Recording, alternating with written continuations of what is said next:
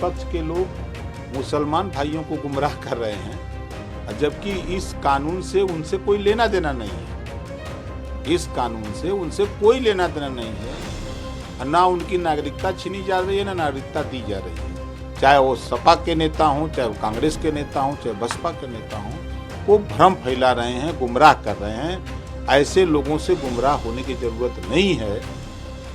देश में मोदी सरकार ने नागरिकता संशोधन अधिनियम CAA को लागू कर दिया है। देश में CAA के लागू होते ही विपक्ष गैर हिंदू समुदाय को भ्रमित करने लगा है। CAA को लेकर विपक्षी नेताओं की तरह तरह की बयानबाजी भी सामने आने लगी है। वहीं अब सुभाषपा अध्यक्ष और योगी सरकार के मंत्री OP राजभर ने विपक्षी नेताओं पर जमकर हमला बोला है। देश में CAA लागू होने के बाद अब विपक्ष के नेता भी केंद्र सरकार पर जमकर निशाना साध रहे हैं। इसी को लेकर योगी सरकार के मंत्री OP राजभर ने भी CAA पर बयानबाजी कर रहे नेताओं पर निशाना साधा। OP राजभर ने कहा कि CAA कानून लाना देश के लिए एक अच्छा कदम है। ये कानून उनके लिए है जो देश में बिना नागरिकता के लंबे समय से रह रहे थे। अब इनको इस कानून के तहत लाभ मिलेगा। वहीं आगे कांग्रेस पर निशाना साधते हुए OP राजभर ने कहा, जो लोग लंबे समय से भारत में रह रहे थे उनको कांग्रेस ने नागरिकता नहीं दी। इसके लिए प्रधानमंत्री मोदी ने नागरिकता देने का काम किया। ये तो बहुत ही खुश होने वाली बात है। ये तो अच्छा कदम है।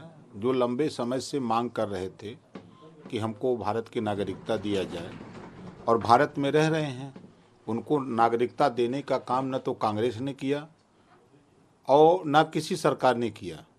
उस काम को अगर एनडीए की सरकार, देश के प्रधानमंत्री माननीय नरेंद्र मोदी जी कर रहे हैं तो ये तो और खुश होने की बात है।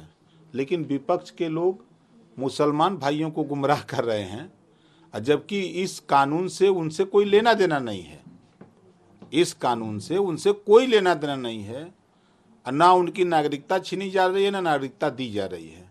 ये तो उसमें क्लियर कट लिखा हुआ है कि 3 देश से जो आए हुए लोग हैं, अफगानिस्तान, बांग्लादेश और पाकिस्तान, इनसे आए हुए 6 गैर मुस्लिम 6 जातियां हैं, उनको भारत की नागरिकता देने का कानून है।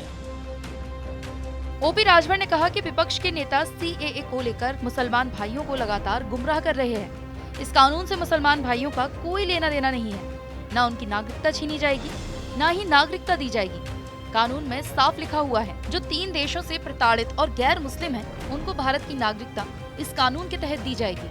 लेकिन विपक्षी नेता इस कानून को लेकर भ्रम फैला रहे हैं। ऐसे लोगों से गुमराह होने की जरूरत नहीं है। जो कानून है उसे पढ़ने और जानने की जरूरत है कि ये कानून किस लिए बनाया गया है।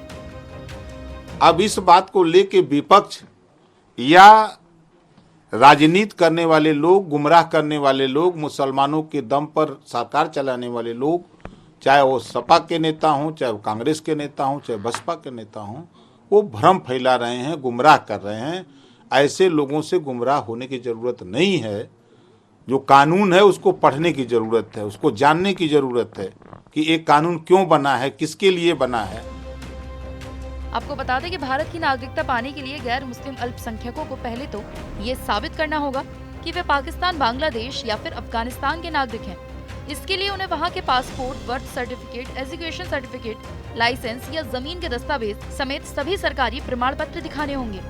नागरिकता संशोधन कानून पड़ोसी देशों यानी पाकिस्तान, बांग्लादेश और अफगानिस्तान से आए गैर मुस्लिम शरणार्थियों को नागरिकता का अधिकार देने का कानून है। ये वे गैर मुस्लिम हैं जो इन तीनों देशों में अल्पसंख्यक हैं और धर्म के नाम पर प्रताड़ित होते रहे हैं। कई साल पहले ये वैध दस्तावेजों के साथ भारत तो आ गए, लेकिन इन्हें नागरिकता का अधिकार नहीं मिल सका।